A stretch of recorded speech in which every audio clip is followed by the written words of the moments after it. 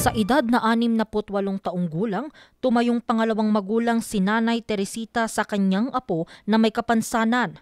Kaya gaano man kahirap, tinitiis nito alang-alang sa apo.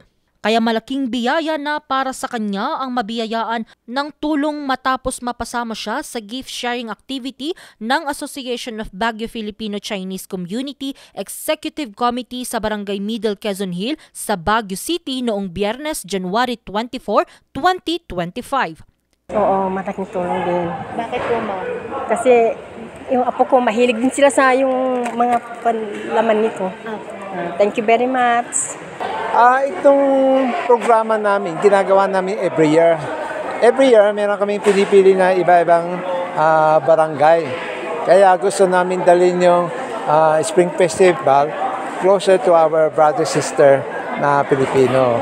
Hatid nila sa humigit kumulang 100 mga residente ang mga grocery items. Maraming salamat po sa Filipino-Chinese New Year community at nabigyan po kami ng biyaya. Hindi lang po ako, marami pong kasama at kabarangay ko po. Maraming salamat po. Kasama sa mga nabigyan ang mga persons with disability, senior citizens at iba pa.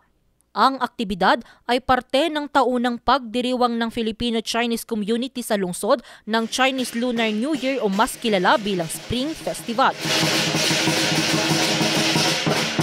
Pero may pagdiriwang man o wala, tiniyak pa rin nila na handa silang tumulong kanino man.